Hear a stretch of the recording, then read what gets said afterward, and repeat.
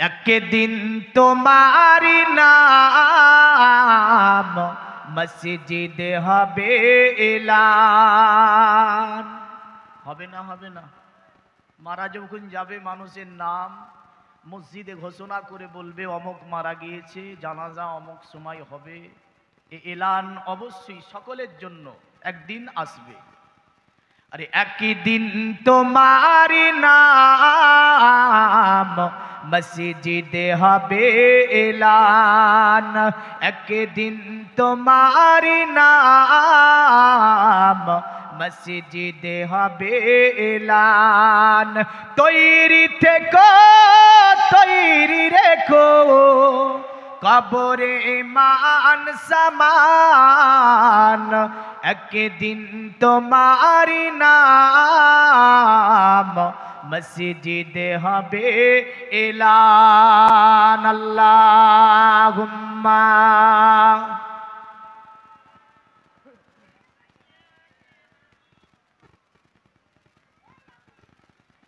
ওয়া আলা আলি।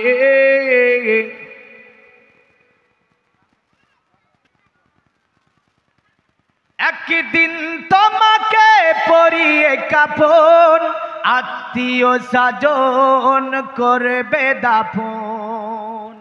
একদিন তোমাকে পরিয়ে কাফন, আত্মীয় স্বজন করবে দাফন।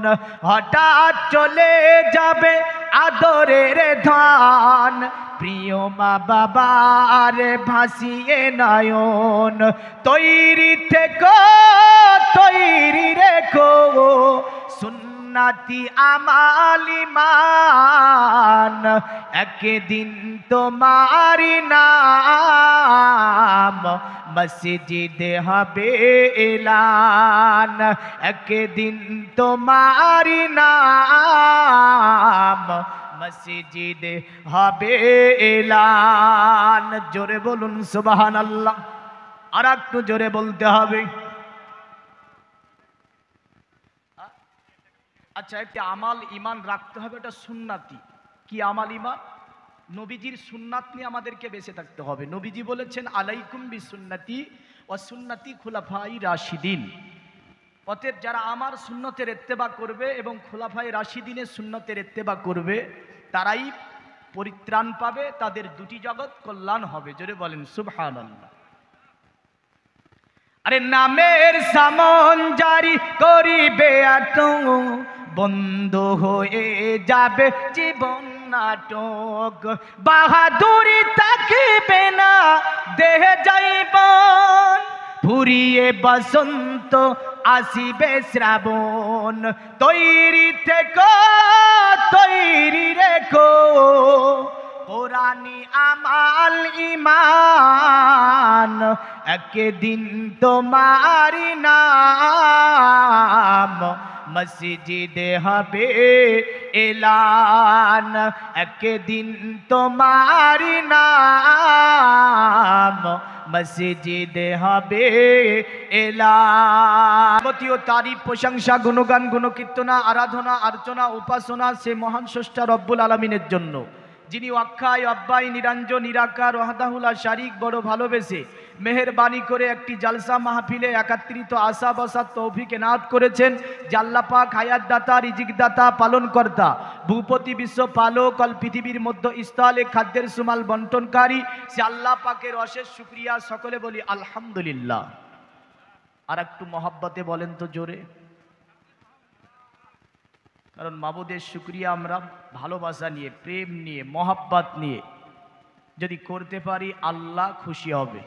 আর যদি আল্লাহর প্রশংসা করতে গিয়ে অনীহা আসে, আল্লাহর প্রশংসা করতে গিয়ে যদি আপনি তাতে মনোযোগ না থাকে, তাতে আমার আল্লাহ খুশি হবে না।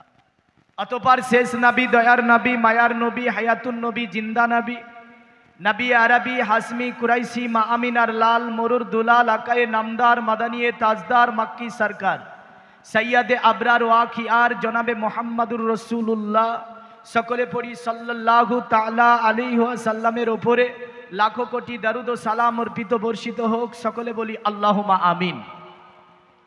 দিনদার, ইমানদার, পরেজগার, মুত্তাকি বাবাজি ভাই জীবন, প্রথমত আলোচনা আনবো কোরআন থেকে, তারপরে বেদ, মহাভারত, জান্দেবাস্তা যা আছে ইনশাল্লাহ রেফারেন্স টানার চেষ্টা করব। তবে একটুখানি সারা শব্দ লাগবে, একটুখানি সারা শব্দ লাগবে। কারণ দেখেন, এমনিতে আমাদের এই যে প্রোগ্রামগুলো হচ্ছে, ওয়েদারটা চেঞ্জ হয়েছে, হঠাৎ করে শারীরিক অবস্থাও চেঞ্জ হচ্ছে, তার সাথে ইনশাল্লাহ একটু যদি মনোযোগ পাই চাঙ্গা হয়ে যাব। আর যদি বলেন যে না মনোযোগ নেব না, সারা শব্দ দেব না, তাহলে কিন্তু ওয়াজ করা সম্ভব হবে না। প্রথমত আমি আসি, আল কোরআন হচ্ছে মানব জাতির জীবন ব্যবস্থা। জোরে বলেন। আল কোরআন বিশ্বে এসেছে মানব জাতির জীবন ব্যবস্থা স্বরূপ। বিশ্বে যত কিতাব আছে সমস্ত কিতাবকে নিয়ে গবেষণা হয়েছে।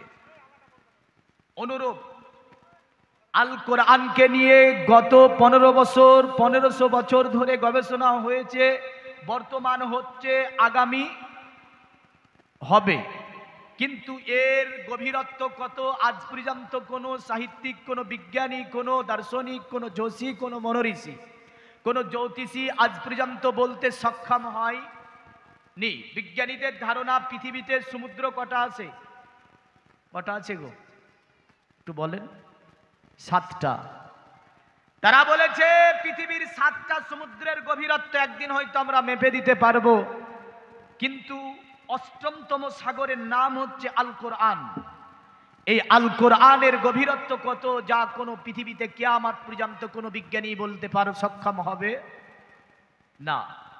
এমন একটি মহান কিতাব, যে কিতাবটা আমার আল্লাহ পাক দুনিয়ার জমিনে পাঠিয়েছেন।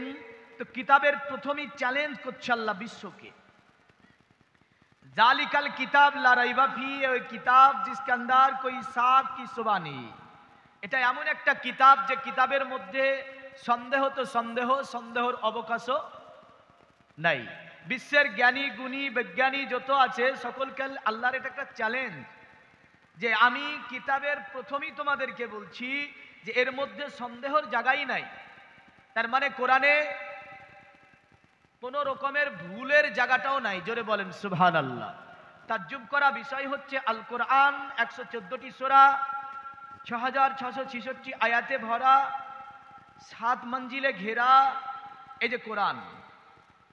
ভারতবর্ষের সরজমিনে কোরআনে 114টা সূরা যে আছে, পরস্পর যেভাবে সাজানো আছে, এখান থেকে আপনি বাংলাদেশ চলে যান একই রকম ভাবে আছে, এখান থেকে আপনি চলে যান পাকিস্তান একই রকম ভাবে আছে, এখান থেকে চলে যান আরব একই রকম ভাবে আছে, এখান থেকে চলে যান আমেরিকা একই রকম ভাবে আছে। এক কথায় বিশ্বে যত জায়গাতে কোরআন আছে সমস্ত জায়গাতে একই রকম আছে, একটু উল্টো পাল্টা নাই। জোরে বলেন সুবহানাল্লাহ। বিশ্বকে তাজ্জুব করেছে আল্লাহ। কিন্তু আপনি বেদ মিলাতে যান মিলবে না, ভারতের বেদ বাংলাদেশে মিলে না, জান্দেবাস্তা মিলাতে যান মিলবে না, মহাভারত মিলাতে যান মিলবে না, এমন করে আপনি শ্রীমদ্ভ ভগবত গীতা মিলাতে যান মিলবে না, এমন করে ত্রিপিটক মিলাতে যান মিলবে না। বিভিন্ন জায়গার বিভিন্ন সংস্কারক বিভিন্নভাবে মন্ত্রের ওলট পালট, অনুচ্ছেদের ওলট পালট, পৃষ্ঠা, এই যে মন্ত্রের গিনতিগুলো এই সব উলট পালট করেছে, কিন্তু কোরআনে আজ পর্যন্ত কেউ একটা অক্ষর উলট পালট করতে সক্ষম হয়নি। জোরে বলেন সুবহানাল্লাহ। আচ্ছা, কিতাবটা কার উপরে নাজিল হয়েছে? কার উপরে? মুহাম্মদ সাল্লাল্লাহু আলাইহি ওয়াসাল্লামের উপরে নাজিল হয়েছে। কেন নাজিল হয়েছে জানা নাই, যে কেন নাজিল হয়েছে। দেখেন পবিত্র কোরআন সূরাতুল বাকারাতে আল্লাহ পাক এভাবে বলছেন, আমাদের নবীর পূর্বে যিনি আমাদের জাতি পিতা, ইনার নাম কি বলেন? ইব্রাহিম আলাইহিস সালাম, ইনি হচ্ছেন জাতির পিতা। হাদিসে যেমন নবী পাক বলছেন সুন্নাতু আবিকুম ইব্রাহিমা আলাইহিস সালাম, এটা হচ্ছে তোমাদের পিতা ইব্রাহিম আলাইহিস সালামের সুন্নাত। যায়েদ বিন আরকাম বলেছিল মা হাজিহিল আদাহি ইয়া রাসূলুল্লাহ। তো নবীজি বলেছিলেন তোমাদের জাতির পিতা ইব্রাহিমের সুন্নাত এটা। ইব্রাহিম আলাইহিস সালাম একটা ঘরকে নির্মাণ করেছিলেন, ঘরটার নাম কি? কাবা। পবিত্র কোরআন আল্লাহ পাক তিনি এভাবে বললেন, ইন্না আওয়ালা বাইতি উজিয়া লিন্নাসি লাল্লাযী বিবাক্কাতা মুবারাকাও ওয়া হুদাল লিল আলামিন। আমি আল্লাহ পাক পৃথিবীর প্রথম ঘর স্থাপিত করেছি কাবাকে, আর এটা মক্কাতে মানে মক্কাতে স্থাপিত। এটা বড় বরকতপূর্ণ ঘর, আর এটি হচ্ছে মানুষের জন্য হেদায়াতের দিশারি। জোরে বলেন সুবহানাল্লাহ। এই অপারেটর কই গো, মাইক সাউন্ড কেমন, সাউন্ডটা ক্লিয়ার দিচ্ছে না মাইক।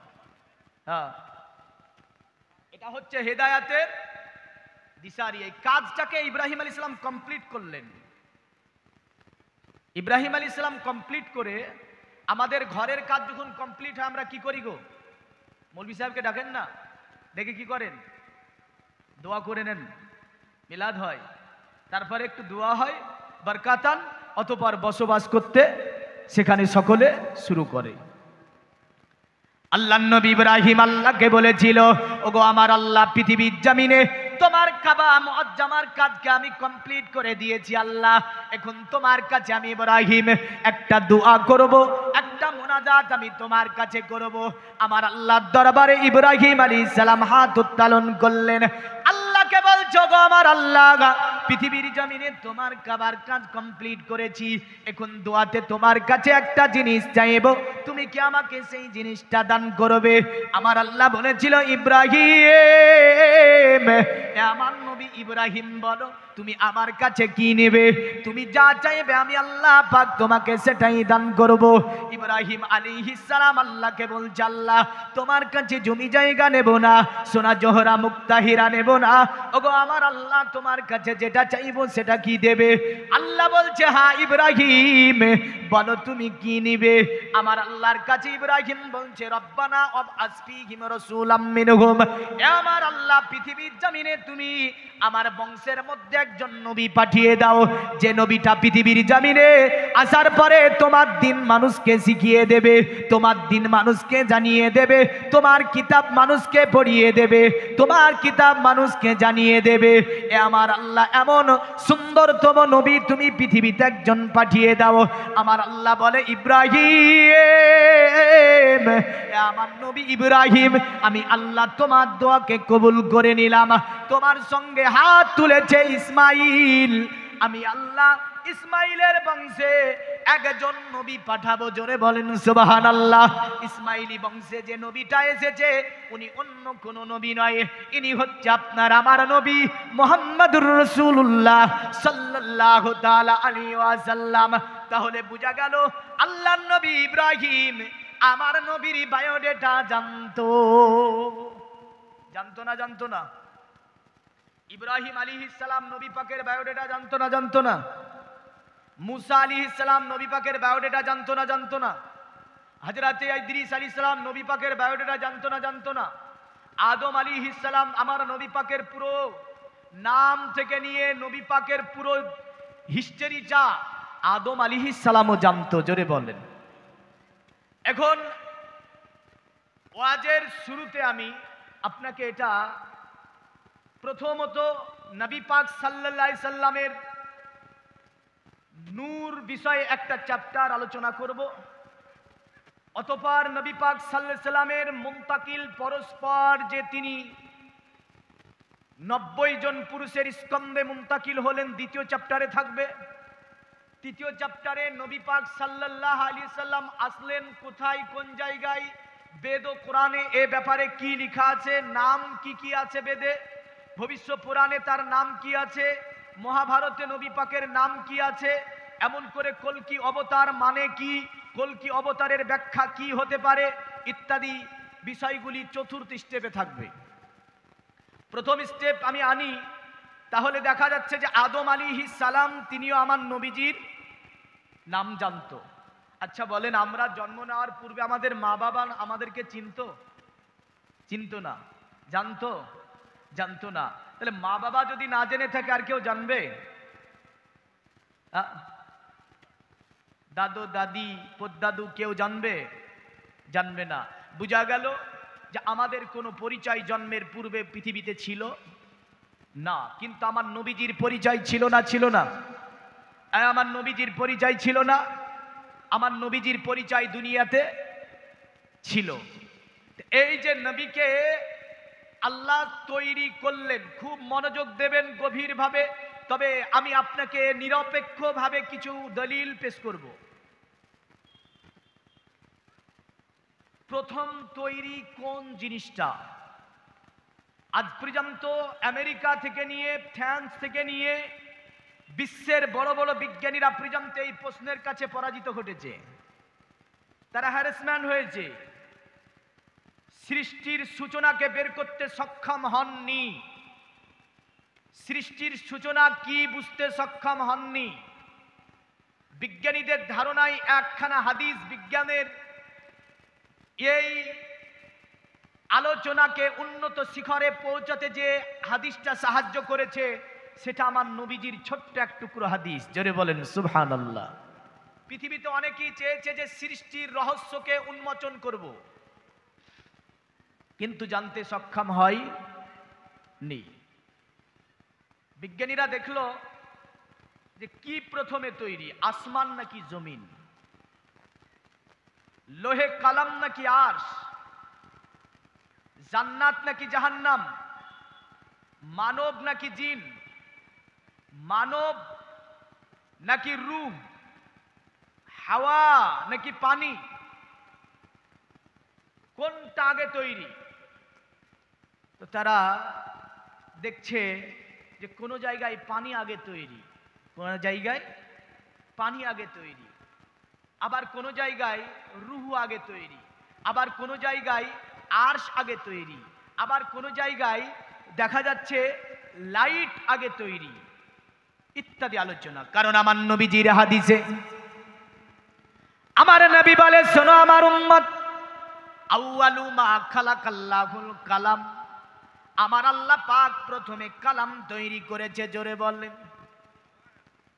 ইবনে মাজার হাদিস। অতঃপর কালামকে বলছে ফাকালা লাহু উকতুবে, কালাম তুই লিখ। কালাম আল্লাহকে বলল, গো আমার আল্লাহ কি লিখব? আমার আল্লাহ বলছেন এ কালাম যা হবে আমার সৃষ্টিতে, যা আমার সৃষ্টিতে আমি তৈরি করব, সমস্ত কিছু লিখে দেওয়া হোক। তার মানে কলমের সঙ্গে আমার আল্লাহ লোহে মাহফুজকে তৈরি করেছে। জোরে বলেন সুবহানাল্লাহ। এখন কালামকে বলছে কালাম তুই লিখ। কালাম প্রথম কোন বাক্যটা লিখেছে এটা আমি বলবো না, আপনি বলবেন না। পৃথিবীর জমিনে উত্তমতম তাফসিরের নাম হচ্ছে তাফসিরে কাবির। আপনার বর্ণনা করেছেন যিনি, পৃথিবীর জমিনে বড় একজন দার্শনিক তিনি, যার নাম ফখরুদ্দিন রাজি রাহমাতুল্লাহ আলাইহি। তিনার তাফসিরে লিখছে আপনার যে আমার আল্লাহ কালামকে বললে কালাম তুই লিখ। কালাম বলছে আল্লাহ কি লিখবো গো? তো আমার আল্লাহ প্রথমবারে বললেন লা ইলাহা ইল্লাল্লাহ, লা ইলাহা ইল্লাল্লাহ, লা ইলাহা ইল্লাল্লাহ মুহাম্মাদুর রাসূলুল্লাহ সাল্লাল্লাহু আলাইহি সাল্লাম। কলম আপনার ওই লোহে মাহফুজের উপরে লিখতে শুরু করলো লা ইলাহা ইল্লাল্লাহ, লা ইলাহা ইল্লাল্লাহ, লা ইলাহা ইল্লাল্লাহ। 1400 বছর ধরে কলমে এই শব্দটা লিখলো। আমার আল্লাহ 1400 বছর পরে কালামকে বলছে কালাম কি ব্যাপার? আমি তো বলেছিলাম তোকে বলতে, লিখতে লা ইলাহা ইল্লাল্লাহ মুহাম্মাদুর রাসূলুল্লাহ, কিন্তু লেখা দেখছি আমি শুধু লা ইলাহা ইল্লাল্লাহ। এ কালাম আমি আল্লাহ যাকে তৈরি না করলে, এ কালাম আমি আল্লাহ তোকে তৈরি করতাম না। আমি যাকে তৈরি না করলে আমি আল্লাহ রব্বুল আলামিন আসমান জমিন বানাতাম না। এ কালাম আমার নবী পাকের নামখানা কেন লিখলি না? কালাম বলছো গো আমার আল্লাহ তুমি তো ওয়াহদাহু লা শারীক, তোমার কোনো শরীক নাই। তোমার পাশে যে মোহাম্মদ নামটা দেখতে পাই, ওই নামটা কার? ওই নামটাকে কেন তা তোমার পাশে তাকে ইসলাম দেওয়া হলো? আমার আল্লাহ বলে এ কালাম আমি আল্লাহ মুহাম্মদকে না বানালে আমি আল্লাহ কিছুই বানাতাম না। জোরে বলেন সুবহানাল্লাহ।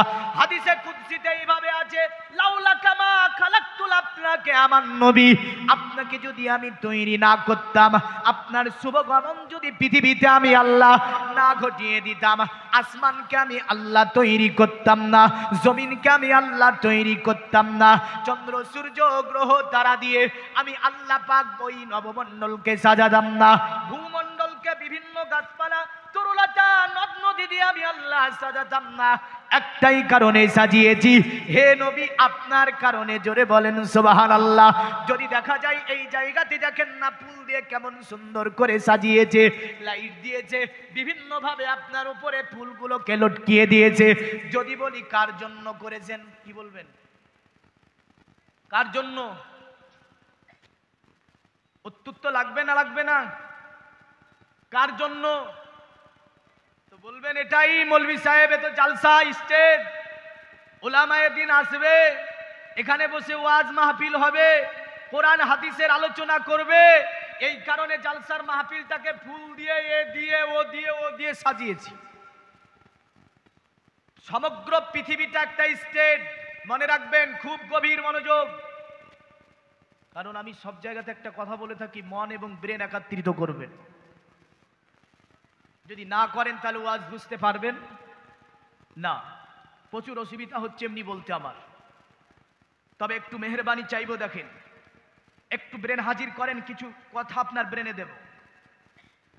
তো পৃথিবীতে স্টেট, আর এখানকার বক্তা ছিল আদম নবী থেকে নিয়ে মুহাম্মদ রাসূলুল্লাহ পর্যন্ত। জোরে বলেন, প্রধান বক্তা কে ছিল স্টেটের? কে ছিল গো? প্রধান বক্তা ছিল আমার নবী মুহাম্মদ সাল্লাল্লাহু আলাইহি ওয়াসাল্লাম। প্রধান বক্তা শেষে উঠে না, কখন উঠে? প্রধান বক্তার পরে স্টেজ থাকে, লাইটম্যান লাইট খুলবে, মাইক ম্যান মাইক খুলবে। এই স্টেজটা তৈরি করেছে এরা, স্টেজটা ভাঙবে না, ভাঙবে না। এই পৃথিবী যে প্রথম একটা স্টেজ, এই স্টেজের প্রধান অতিথি ছিলেন যিনি, প্রধান বক্তা ছিলেন যিনি, তিনি মা মিনার লাল আব্দুল্লাহ লাক্তজিগার জনাবে মুহাম্মদুর রাসূলুল্লাহ সাল্লাল্লাহু আলাইহি ওয়াসাল্লাম। দীর্ঘ 63 বছর ইসলামকে পূর্ণাঙ্গ করে তিনি তিরোধান বিদায় নিয়েছেন না নাইনি? এখন বাকি কোনটা আছে? স্টেটটা ভাঙতে, মানে এই দুনিয়াটা ভাঙতে। ভেঙে যাবে না? যাবে না? এই যাবে না, এই দুনিয়া থাকবে, খুব কাছে কিয়ামত। কারণ এই স্টেটের প্রধান অতিথি যিনি ছিলেন, তিনি ছিলেন মুহাম্মদুর রাসূলুল্লাহ সাল্লাল্লাহু আলাইহি সাল্লাম। ব্রেন হাজির করবেন, আবার গিয়ে বাড়ি থেকে বলবেন না যে ওই স্টেটের নাকি প্রধান অতিথি ছিল। হ্যাঁ, কারণ একটু যদি উলট পালট করে ফেলে তো বলেও ফেলবে। হ্যাঁ, দেখা যাচ্ছে স্টেট, আমি কোন স্টেটের কথা বলেছি ও যদি না বুঝতে পারে তাহলে বলেও ফেলতে পারে। এই স্টেট নয়, দুনিয়াটা একটা স্টেট, এই সমগ্র পৃথিবী একটা স্টেট, এর ওপরকার সামিয়ানা হচ্ছে আসমান। জোরে বলেন কি? আল্লাহ বলছে না, অবানাইনা ফাওকাকুম সাবআন শিদাদা ওয়াজআলনা সিরাজাও ওয়াহাজা ওয়াআযালনা মিনাল মুসিরাতি মাআ সাজ্জাজা লিনুখরিজা বিহি হাব্বাও ওয়া নাবাতাও ওয়া জান্নাতিন আলফাফা। আমি আল্লাহ পৃথিবীর উপরে 7টা আসমানকে বড় মজবুত করে বিছিয়েছি। জোরে বলেন। এবং তার নিচে কালো কালো কালো কালো মেঘদান করেছি, তা থেকে বৃষ্টি বর্ষণ হয়। আর তোমরা কি করো? অনেক ধরনের ফলমূল তৈরি করো। ইন্না ইয়াউমাল ফাসলি কানা মিকাতা।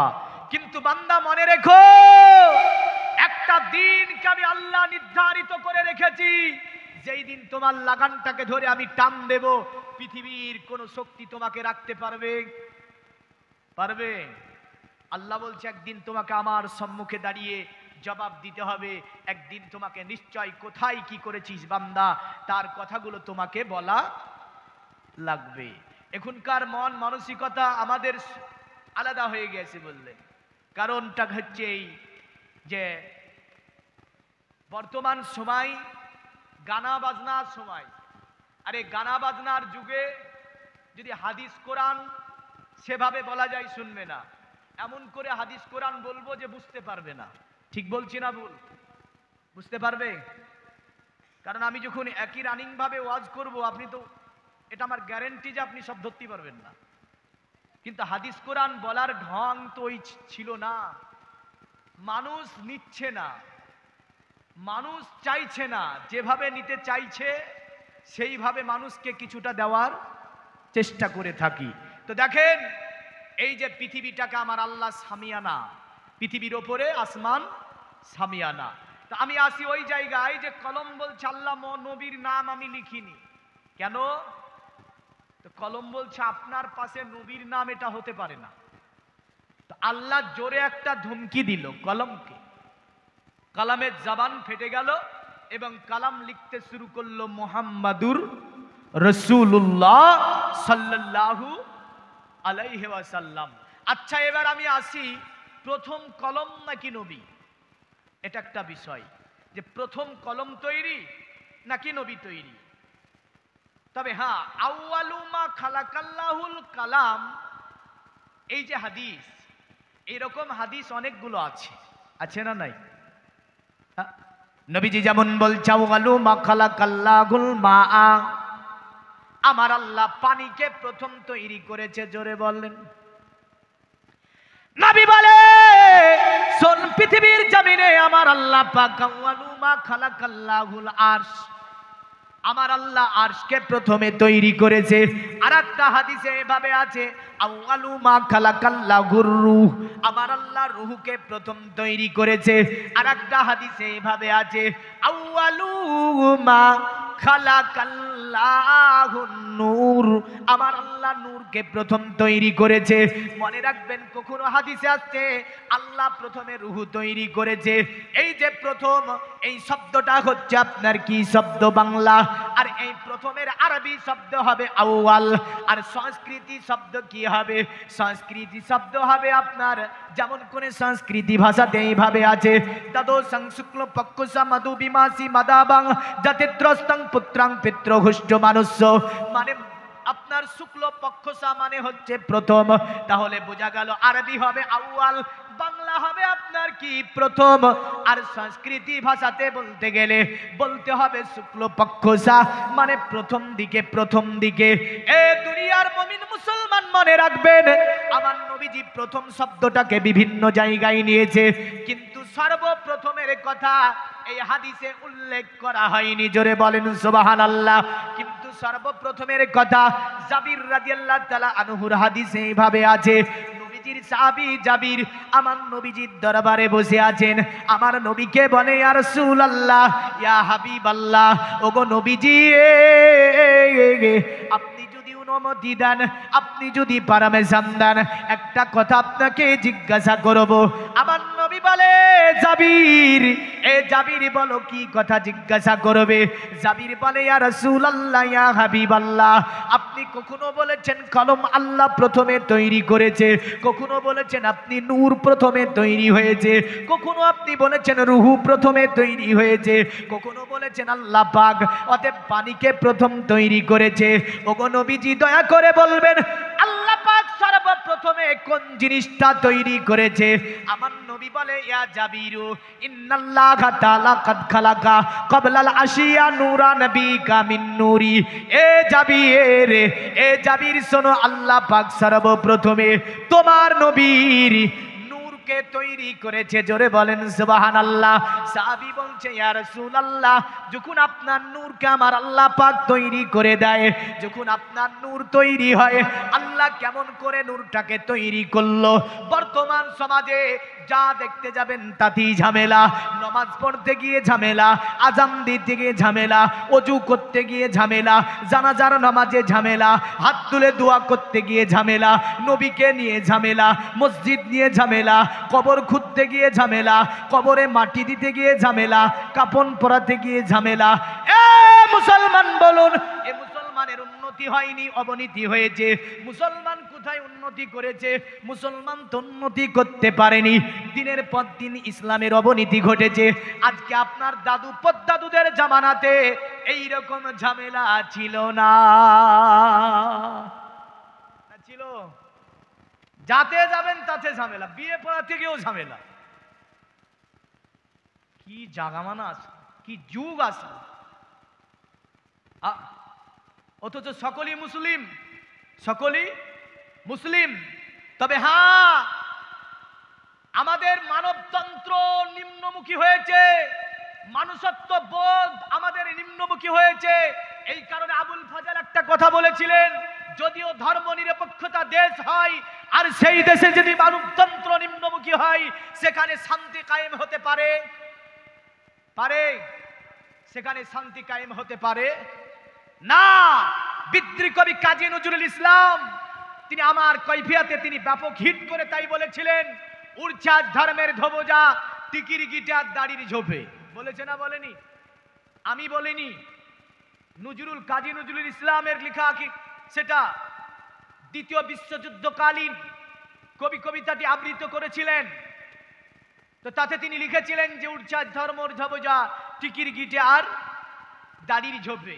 তিনি যদিও দাড়িকে নিয়ে কথা বলেছেন, আমি এতে একমত নয়, তবু আপনি যদি মিলিয়ে দেখতে যান এ দার্শনিকের কথা দেখতে পাবেন, হ্যাঁ মিলে যাবে। ফতুয়া দিয়ে দিয়ে উল্টা পাল্টা করে বললেন ইসলামের 12টা বাজিয়ে দিয়েছে। বাজিয়েছে না বাজায়নি? আরে সম্প্রীতি কি, ভালোবাসা কি, ইসলাম কি, প্রেম কি, ঐক্য কি, এই বার্তা আমরা দিতে শিখিনি না? শিখেছি, শিখেছি। ও উঠে বলছে এটা হারাম, এ উঠে বলছে না এটা জায়েজ। সম্প্রীতি থাকবে, ভালোবাসা থাকবে, ঐক্য থাকবে। অথচ উভয়ই বলে লা ইলাহা ইল্লাল্লাহ মুহাম্মাদুর রাসূলুল্লাহ, উভয়ের কালেমা এক। ঝামেলা কোথায়? ঝামেলা করবেন না, খবরদার। আগেকার জামানায় মসজিদ ছিল কাঁচা, আর এখনকার জামানায় মসজিদ হয়েছে মার্বেল করা পাকা। আমার দাদুদের ঈমান ছিল পাকা, মসজিদ ছিল কাঁচা। আর আমাদের মসজিদ হয়েছে পাকা, ঈমান হয়েছে কি হয়েছে? ঈমান হয়েছে কাঁচা। আপনি ভাবছেন দাদুদের ঈমান ছিল না? না, আগেকার জামানাতে দাদুরা দোয়া করলে কবুল হয়ে গিয়েছে, এখন আমাদের দোয়া আর কবুল হয় না, বুঝলেন? এক জায়গায় 100 মানুষ বসে দোয়া করি, তাও কবুল হয় না। আর আগে কিছু মুরব্বি ছিল, ওই মুরব্বি যা দোয়া করেছে কবুল হয়ে গেছে। কেন? পিছনে কারণ হচ্ছে তাদের মধ্যে ফিতনা ছিল না, তাদের মধ্যে আপনার এই ঝামেলা ছিল না, একের উপরে গিবাদ ছিল না, একে উপরে নিন্দা করতো না। তারা এক যেটুক পারতো মসজিদে গিয়ে ইবাদতি করতো। জোরে বলেন সুবহানাল্লাহ। আর আমরা মসজিদে কিছু যেয়ে সময় সময় টেক্কা দেওয়া দিয়ে করি না? করি না? নমাজিতে টেক্কা দেওয়া দিয়ে হয় না? এ কি মানবতন্ত্র, এ কি মানুষত্ব? আরে আমি তো গিয়েছি আল্লাহকে খুশি করার জন্য। তুমি কি করে খুশি করবে তুমি করো, টেক্কা দিও না। তুমি কি করে আল্লাহকে খুশি করবে তুমি করো আল্লাহকে খুশি। তুমি যদি আল্লাহকে খুশি করে দিতে পারো, নিশ্চয় তোমার জন্য জান্নাত আছে। জোরে বলেন সুবহানাল্লাহ। আমি যদি আল্লাহকে খুশি করে দিতে পারি, নিশ্চয় আমার জন্য জান্নাত আছে। কিন্তু এই নয় ঈর্ষা হিংসা নিয়ে টেক্কা দেওয়া দিয়ে করে আল্লাহ পাওয়া যাবে, এটা বিষয় নয়। আসি এবার আমি যে মুহাম্মদ সাল্লাল্লাহু আলাইহি সাল্লামের নূর কি করে তৈরি হলো, এই বিষয়টা তো ঝামেলা। তো নবীজি এর ফয়সালা করছেন। জাবির জিজ্ঞাসা করছে, ইয়া রাসূলুল্লাহ আপনি বলুন আপনাকে আল্লাহ কি করে তৈরি করলো? আল্লাহর নবী বলে ফাজালা জালিকান নূর আদুরু বিল কুদরাত। আমার আল্লাহ আমার নূরকে আল্লাহ পাকের কুদরত দিয়ে তৈরি করেছে। জোরে বলেন। ঝামেলা আছে কোনো ঝামেলা নাই। আল্লাহর কুদরতের কাছে পৃথিবীর কোনো জ্ঞান কাজ করবে না, আধুনিক বিজ্ঞানের কম্পিউটার কাজ করবে না, পৃথিবীতে কোনো মনোঋষির আপনার কোনো গবেষণা কাজে লাগবে না। আমার আল্লাহ পাকের কুদরত দিয়ে নবী এক কথাই বলেছেন ফাজালা জালিকান নূর আদুরু বিল কুদরাত। আমার আল্লাহ পাক আমার নূরকে তৈরি করে আল্লাহ পাকের কুদরত দিয়ে। এ নিয়ে তাফসিরে কাবির ফখরুদ্দিন রাজি বর্ণনা করেন, আমার নবীর নূরকে যখন আল্লাহ তৈরি করে, এক টুকরো নূরকে আমার আল্লাহ হাতে নিলেন, নার পরে কুদরতি হাতে নিলেন, নার পরে আল্লাহ বলছে কুনি হাবিবি আনতা ইশকি ওয়া আনা ইশকুকা। এ নূর তুমি আমার বন্ধু তৈরি হয়ে যাও, আর এ নূর তুমি আমার দোস্ত তৈরি হয়ে যাও। আমি তোমাকে ভালোবাসবো, তুমি আমাকে ভালোবাসবে। আমি তোমার প্যার করব, তুমি আমার প্যার করবে। আমি তোমার জিকির করব, অতএব তুমি আমার জিকির করবে। তুমি আমার জিকির করবে, আমি আল্লাহ তোমার চর্চা করব। জোরে বলেন সুবহানাল্লাহ। এ জগতের মুমিন মুসলমান, তাফসিরে কাবীর ইমাম ফখরুদ্দিন রাজি বলেন, আল্লাহ পাক নবীজির নূরকে এভাবে তৈরি করে দিলেন। এখন স্রষ্টা আছে তিনি কটা? এই স্রষ্টা কত? একক বলেন, এক নয়, একক বলেন। স্রষ্টা কত? কোরআন বলছে কুল হু আল্লাহু আহাদ। আল্লাহ হচ্ছে একক। হে হাবিব আপনি বলুন আল্লাহ হচ্ছে এক। জোরে বলেন। পৃথিবীর মুমিন মুসলমানের কারণে অথর্ব বেদে বলেছে এভাবে, একং ব্রহ্মদত্ত নাহি না দত্তি কিঞ্চং, একং অদ্দত্তং না দ্বিতীয় না তৃতীয় চতুর্থ না পঞ্চত্তে না পঞ্চম না ষষ্ঠম সপ্তম না পঞ্চত্তে না অষ্টম না নবম দশম না পঞ্চত্তে জায়তং বিদুমে কে বৃতং বেদ। আল্লাহ যিনি তিনি এক, তার কখনো দ্বিতীয় হয় না, তৃতীয় হয় না, চতুর্থ হয় না, পঞ্চম হয় না, ষষ্ঠম হয় না, সপ্তম হয় না, অষ্টম হয় না, নবম হয় না, দশম হয় না। আল্লাহ যিনি হয় তিনি এক। জোরে বলেন সুবহানাল্লাহ। জয়তং বেদমে কবৃতং বেদ। আর তাকে যারা একক বলিয়া জানিবে তাহারাই তাহাকে প্রাপ্ত হইবে। আল্লাহ এক, তার কোনো শরীক আছে? তার কোনো শরীক নাই। আল্লাহ ছাড়া কোনো ইলাহ আছে? ইলাহ আছে? আল্লাহ ছাড়া ইলাহা নাই। আল্লাহ ছাড়া অন্য কাউকে সেজদা করা যাবে? যাবে? যাবে না। কিন্তু কোনো কেউ ব্যক্তি যদি মাজারে গিয়ে সেজদা করে ওকে মানবেন? মানবেন? মাজারে, আজারে, আস্তালা, বাস্তালা, তেলতলা, বেলতলা, ও যে যা যত জায়গা বলেন না কেন, আল্লাহ ছাড়া অন্য কাউকে সেজদা করা হারাম এবং শিরক। বুঝা গেল? আল্লাহ ছাড়া অন্য কাউকে সেজদা করা যে নিয়াতি হোক না কেন, নিয়াত যাই করুক না কেন, হারাম এবং কি হবে? হারাম এবং কি হবে? শিরক হবে। খবরদার, আল্লাহ ছাড়া কাউকে কারোর সম্মুখে মাথা নত করা যাবে না। এখন যদি কেউ এসে বলে পীর সাহেবকে, এই পীর সাহেব কি সেজদা করা যায়গা? আরে সেজদা করতে হলে নবীজি বলেছে কি জানেন? আল্লাহ ছাড়া যদি অন্য কাউকে সেজদা করা জায়েজ থাকতো, সুবহানাল্লাহ, আমার নবী বলে পৃথিবীর নারী শোনো, তোমাদেরকে নিজের স্বামীকে সেজদা করা অনুমতি দিতা। কিন্তু অনেক নারী আছে যে দেখা যায় যে স্বামীর খিদমত করে না, পীরের খিদমত করে। এ রাগ করবেন না, রাগ করছেন? পীর আমিও মানি। ওই মেয়েটা জাহান্নামে যাবে, জান্নাতে যাবে? জান্নাতে যাবে? নবীজি নিজে বলছে যদি স্বামী ছাড়া অন্য কাউকে, আল্লাহ ছাড়া অন্য কাউকে সেজদা করা জায়েজ থাকতো, তা আমি নবীজি প্রতিটা নারীকে বলতাম নিজের স্বামীকে সেজদা করো। আর আল্লাহর কোরআন বলছে আর রিজাল কওমুন আলান নিসা, মেয়েদের উপরে আমি আল্লাহ হাকিম বানিয়েছি। কাকে? পুরুষকে। পুরুষ হচ্ছে হাকিম। কিন্তু আমরা হাকিমে হারিয়ে ফেলেছি না? ফেলেনি গো? আমাদের হাকিমে আর নাই। তারপর বলে বড় বড় বাবু বইয়ের কাছে কাবু। হ্যাঁ, তাহলে বোঝা যাচ্ছে হাকিমি হারিয়ে ফেলেছি। কিন্তু কোরআন বলছে না, প্রতিটা নারীর ওপরে আমি আল্লাহ পুরুষকে হাকিম বানিয়েছি। জোরে বলেন। নারী সবচেয়ে তোমার সম্মানের জায়গা হচ্ছে স্বামী। জোরে বলেন। সম্মানের জায়গা স্বামী। আর ওই স্বামীর সবচেয়ে সম্মান করার জায়গা হচ্ছে মা, অতঃপর হচ্ছে বাপ।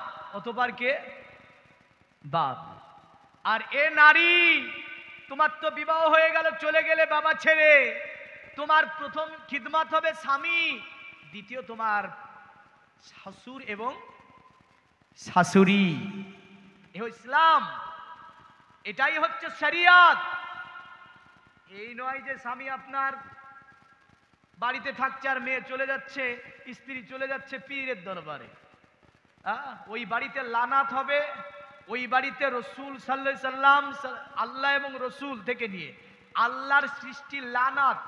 যে বাড়ির মহিলা স্বামী রেখে মাজার উদ্দেশ্যে, পীরের উদ্দেশ্যে স্বামীকে নারাজ করে বাড়ি থেকে বের হয়ে গেল, ওই বাড়ির ওপরে আল্লাহর সকল সৃষ্টির লানাত।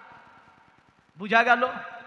তাহলে বোঝা যাচ্ছে আল্লাহ ছাড়া অন্য কাউকে সিজদা করা যাবে না। বাসতলা, তাসতলা, আটতলা, বেলতলা, নদী, নালা, পুকুরে মানত করা যাবে? এই যাবে। এখন আসলি বেরিয়েছে। কি বেরিয়েছে? আসলি। আমার মুসলমানের ছেলেরা নিয়ে গিয়ে আপনার নদীতে কি দেয়? ছোলা দেয়, দুধ দেয়, ডাব দেয়, নারিকেল যাকে বলছে। এ কি কোনো ইসলাম সম্মত কাজ? না। আসলে একটা অসুখ, নদীতে বুট দিয়ে ভালো হবে না। এটা সনাতন ধর্মের রীতি। নবীজি বলেছে মান তাসাব্বা বিকৌমিহি ফাহুয়া মিনহুম। যে জাতির সঙ্গে তুমি উঠা বসা, খাওয়া দাওয়া, পোশাক আশাক, আখলাক, চরিত্র, ইবাদত যাই মিলাবে, তুমি জেনে রাখবে তোমার লাইফ স্টাইলটা যে জাতির সঙ্গে মিলবে, আল্লাহ পাক তোমাকে ওই জাতির সঙ্গে উদিত করবে। তাহলে আমাদের লাইফ স্টাইল হবে কেমন? ইসলাম যেমন দিয়েছে, জোরে বলেন, ইসলাম যেমন দিয়েছে এমনটাই আমাদের স্টাইল হবে, আমাদের পোশাক হবে, আমাদের উঠা বসা হবে, খাওয়া দাওয়া হবে, আমাদের আখলাক চরিত্র হবে। অনেক অংশে আমাদের ধর্মীয় অনুকূলে আমরা দেখতে পাচ্ছি জাহেলি প্রথাগুলি স্থান পেয়েছে। পেয়েছে না পাইনি?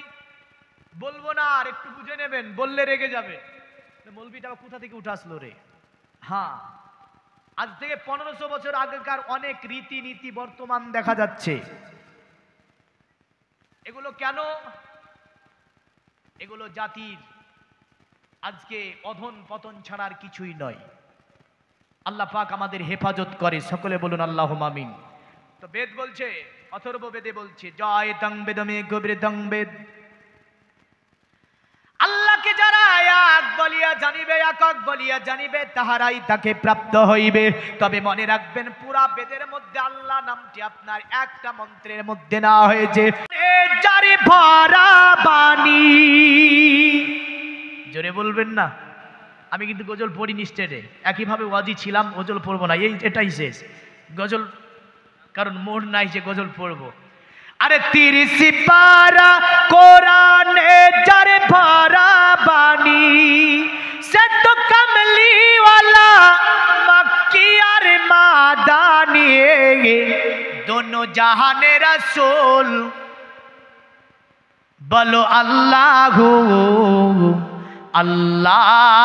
আজকে মিলাদে রাসূল, বিবি আমেনারও ফুল, বলো আল্লাহু আল্লাহ। জোরে বলুন সুবহানাল্লাহ। তো নূরে মুহাম্মাদি কি করে মুনতাকিল হলো? বুখারী শরীফের একটা হাদিস এইভাবে বলি, আমার নবীজি বলতে, আমার সাহাবীরা শোনো, আমার পিতার নাম হচ্ছে আব্দুল্লাহ। নবীজির বাবার নাম কি? দাদুর নাম? পদ্দাদুর নাম? তার দাদুর নাম? আরে নবীজির পিতার নাম আব্দুল্লাহ। আব্দুল্লাহর পিতার নাম ছিল আব্দুল মুতাল্লিব। আব্দুল মুতাল্লিবের পিতার নাম ছিল হাসিম। হাসিমের পিতার নাম ছিল আব্দে মানাফ। আব্দে মানাফের পিতার নাম ছিল কুসাই। কুসাইয়ের পিতার নাম ছিল কিলাব। কিলাবের পিতার নাম ছিল মুররা। মুররার পিতার নাম ছিল কাব। কাবের পিতার নাম ছিল লুইয়া।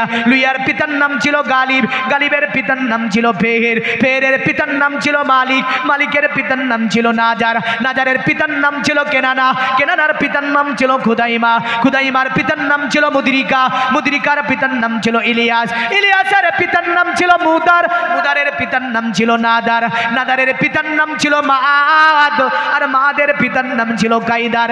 কাইদারের পিতার নাম ছিল আল্লাহর নবী ইসমাঈল আলাইহিস সালাম।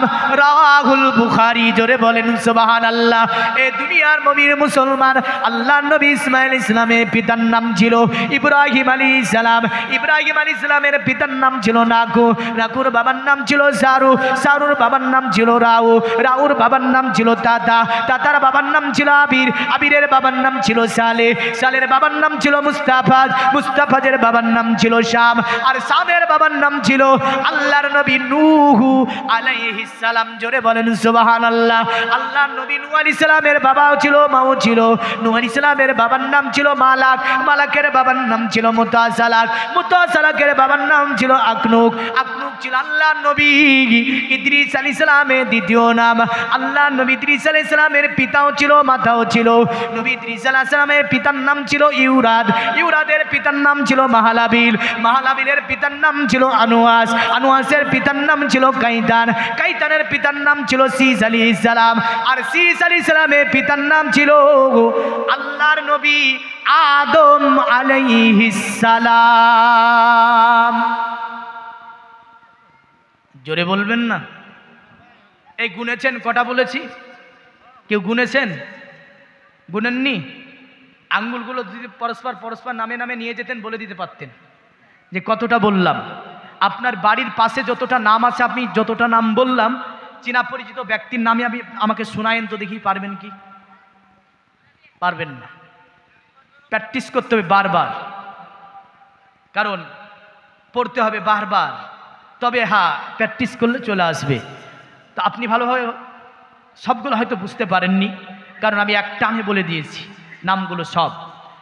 এখানে 90টা পুরুষের নাম আমি নিতে পারিনি, তবে আদম আলাইহিস সালাম থেকে নিয়ে এ নূরে মোহাম্মদী মুন্তাকিল হয়েছে 90 জন পুরুষের স্কন্ধে। জোরে বলেন সুবহানাল্লাহ। কতজন? 90 জন। অতঃপর আসলো কার কাছে? আব্দুল্লাহর কাছে। দুনিয়াতে আসবে। মহাভারতে বলছে কালক্রমে বিষ্ণু যাসেতে নামেতে ব্রাহ্মণ সম্বল নগরেতে জন্ম লইবেন, তখন মহাবীর্য মহাবুদ্ধি কলকিতার ঘরে জন্মিবে যথাকালে দেবকার জাতরে। অতএব দুনিয়া অন্ধকারে আচন্নিত যখন হয়ে যাবে, বিষ্ণু যশের ঘরে আল্লাহ পাক একজন মহান ব্যক্তিকে পাঠাবে। জোরে বললেন। পৃথিবীর মুমিন মুসলমান বিষ্ণু যশের ঘরে পাঠাবে। বিষ্ণুজাত শব্দটি হচ্ছে সংস্কৃতি শব্দ। বিষ্ণুজাত শব্দের যদি বাংলা করা হয়, বিষ্ণু যশে বাংলা হবে আপনার আল্লাহর দাস, বিষ্ণু যশে বাংলা হবে আল্লাহর গোলাম, বিষ্ণু যশে বাংলা হবে আল্লাহর দাস। আর যদি আরবি করা হয়, আরবি হবে আব্দুল্লাহ, মানে আব্দুল্লাহর ঘরে পাঠাবে। জোরে বলেন সুবহানাল্লাহ। বলল শোন দুনিয়ার মানব, সম্বুলে আসবেন তিনি। সম্বুল শব্দটি সংস্কৃতি শব্দ। সম্বুল শব্দের যদি বাংলা করা হয়, হবে আমানাতের এলাকা, শান্তির এলাকা, আমানাতের আপনার শহর। আর যদি এ সম্বুলে আরবি করেন, আরবি হবে ওয়াহাজাল বালাদিল আমিন। আমানতের শহর হচ্ছে মক্কা, শান্তির শহর হচ্ছে মক্কা। জোরে বলেন সুবহানাল্লাহ। তারা বলল সম্বুলে আসবে, বিষ্ণু যশের ঘরে আসবে। বললে পণ্ডিত, ওগো পণ্ডিত, মায়ের নামটা কি হবে দয়া করে বলে দাও তুমি। অতএব বাবার নাম বললে, সম্বুল বললে, তুমি বলো এবার মায়ের নামটা কি হবে। তো বলছে সম্বুলে বিষ্ণু যশেতে গ্রহে মাতুর্ব ব্রহ্মখমুসুমাতাং সুমাতাং মাতুরি বিব। সম্বুলে বিষ্ণু যশের ঘরে যে নারীটা ওনাকে জন্ম দেবে, ওই নারীটা সুমতি নামে নারী, পৃথিবীতে বাচ্চা জন্ম দেবে।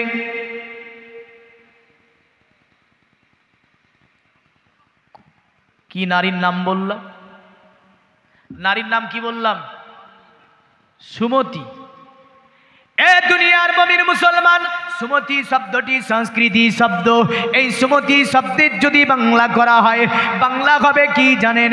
সুন্দরী। সুমতি শব্দের বাংলা করলে হবে মাধুর্যবান, সুমতি শব্দের বাংলা করলে হবে চরিত্রবান। আর যদি আরবি করেন, আরবি হবে আমেনা, মানে আমেনার ঘরে ওই নারীকে পাঠাতে হবে, ওই নবীকে পাঠানো হবে। জোরে বলেন সুবহানাল্লাহ। এ পৃথিবী মুমিন মুসলমান, পণ্ডিতকে বলল, গো পণ্ডিত, ছেলেটির নাম কি হবে? বলে ছেলেটির নাম অথর্ববেদী ভাবে আছে নরাশংসং সুদিষ্টজম প্রশংসা প্রতস্তমাং, মানে ওই নরাসং নামে সুমতি ছেলের নাম হবে নরাসং। নরাসং শব্দটি সংস্কৃতি শব্দ, নরাসং শব্দের বাংলা হবে প্রশংসিত। আর যদি আরবি করা হয়, আরবি হবে মুহাম্মাদুর রাসূলুল্লাহ সাল্লাল্লাহু আলাইহি ওয়াসাল্লাম। জোরে বলবেন না যে মোহাম্মদ এর সংস্কৃতি শব্দ হচ্ছে নরাসং। আব্দুল্লাহ সংস্কৃতি শব্দ হবে কি? বিষ্ণুজাস। আমেনা সংস্কৃতি শব্দ হবে কি? সুমতি। মক্কা সংস্কৃতি শব্দ হবে কি? সম্বুল। এখন বলছে কবে আসবে, কি বারে আসবে, কোন মাসে আসবে, তাও লেখা আছে, আছে না নাই? হ্যাঁ, তবে ঝগবেদে এভাবে আছে, যদিও তাদের মন্ত্রে আমরা দেখতে পাই মধ্যবর্তীতা দেবাদ গ্রন্থে প্রাকৃতিতা বিষ্ণং ভক্তয়ে সদা মেদা শ্রীদা। যে নামের প্রথম অক্ষর হবে ম, কি হবে? শেষ অক্ষর হবে দ। আমাদের নবীর নামের প্রথম অক্ষর কি? শেষ অক্ষর দ। মোহাম্মদ নামের প্রথম অক্ষর ম, আর শেষ অক্ষর হচ্ছে দ। বলল নামের প্রথম অক্ষর হবে ম, মধ্যবর্তীতা দেবাদাক্রান্তে প্রাকৃতিতা, মানে নামের প্রথম অক্ষর হবে ম আর শেষ অক্ষর হবে দ। বিষ্ণাং ভক্তয়ে সদামিদা শাস্ত্রে চ শ্রীতা, যিনি আসার পরে গরুর গোস্ত ভক্ষণ করাকে সর্বকালের জন্য শাস্ত্র অনুযায়ী বৈধ ঘোষণা করবেন, তিনি বেদ অনুযায়ী শেষ ঋষি হবেন, তাকে মানতে হবে। মানলে ধর্ম হবে, আর না মানলে ধর্ম হবে না। বলল শোন, তবে তিনি আসবে কোথায়? সম্বুলে। তবে তারিখ হবে দ্বাদশং শুক্লপক্ষুষি মধুবি মাসি মদাবং জাতিদ্রস্তং পুত্রাং পিতৃঘুষ্টু মনুষ্য। ওই নবীটা মাধব মাসের শুক্লপক্ষুষি দ্বাদশীতে আসবে। মাধব মাস মানে বৈশাখ মাস, আর এই বৈশাখ মাস যদি বিক্রমী ক্যালেন্ডারে দেখেন, বৈশাখ মাসের আপনার কি হবে বাংলা? বৈশাখ মাস বিক্রমী ক্যালেন্ডারে বলে বসন্তের মাস, আর বসন্তের আরবি করলে হবে রবি। কি হবে? আরবি করলে কি হবে? রবি হবে। শুক্লপক্ষ প্রথম দিকে আসবেন তিনি। আর যদি প্রথমের আরবি করেন হবে আউয়াল, দুটি শব্দের সংযোজনে হবে রবিউল আউয়াল। দ্বাদশাং 12 তারিখ, রবিউল আউয়ালের 12 তারিখে তিনি পৃথিবীর জমিনে পদার্পণ করবে। জোরে বলেন সুবহানাল্লাহ। এই জগতে মুমিন মুসলমান, তবে তারা বারবার বলতে চেয়েছে, অতএব ওই নবী যখন আসবে পৃথিবীতে, ওই নবী পাকের আগমনে পৃথিবীটা কি হবে? দেবাতারমা চিত্র যুগা দেবালাকাচারা ঘুষ্টা পুষ্টা কলকি অবতার ভবিষ্য পুরাণে আছে। দেবাধরবা কত্র যুগা দেবালাকাচারা ঘুষ্টা পুষ্টা সন্তুষ্টা কলকুরজুনি চা ভুবা নানা দেবাদিলিঙ্গে সুভূষণে ভূষিতে সুচা ইন্দ্রজালি বুদ্ধাতি কল্পকা পূজা কা জনা ন শান্তি। তারা বলল, যতই দেব মূর্তি পূজা করিস না কেন, আখিরি নবী যখন দুনিয়াতে পদার্পণ করবে, দেব মূর্তি গুলা পর্যন্ত ওই নবীজিকে সম্মান করবে।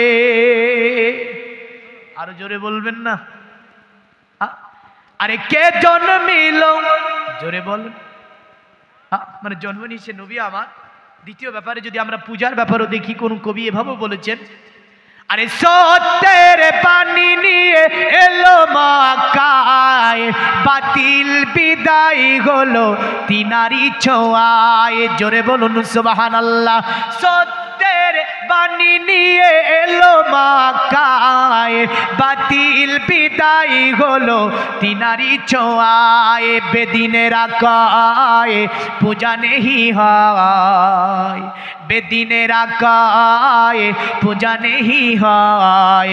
মক্কাতে আলামিনোরায় ও নবী, নবীজি আমার, ও নবী, নবীজি আমার, ও নবী, নবীজি আমার।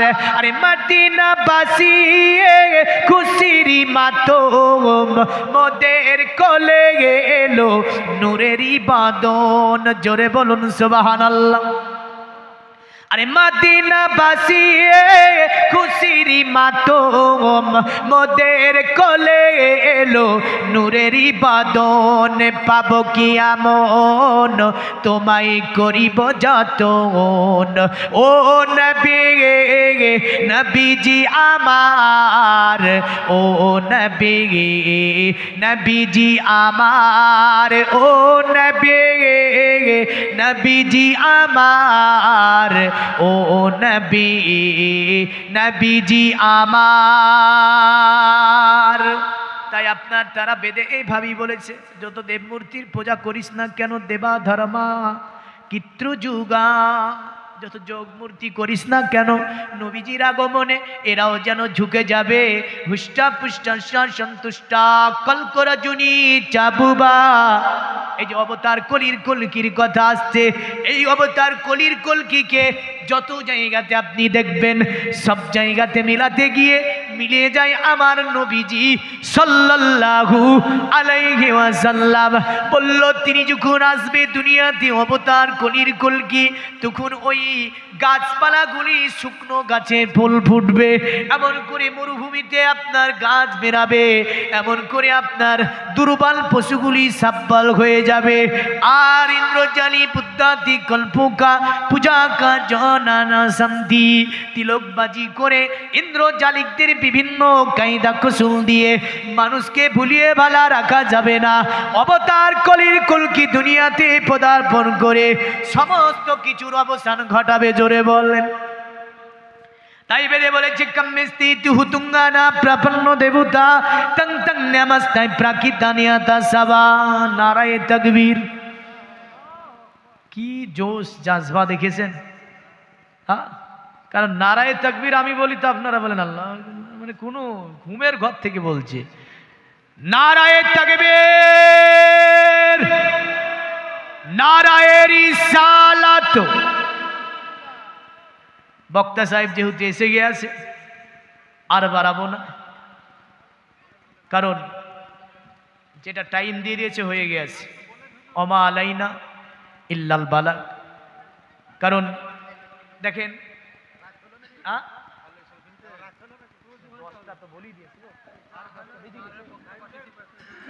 বক্তা আশা করে টাইম হবে না। যাই হোক, আল্লাহ পাক আমাদের এই মাহফিলকে কবুল ও মঞ্জুর করে, এবং কি বলার মধ্যে যদি ভুল ও ত্রুটি হয়ে থাকে ক্ষমা প্রার্থী। আসসালামু আলাইকুম ওয়া রাহমাতুল্লাহি ওয়া বারাকাতুহু।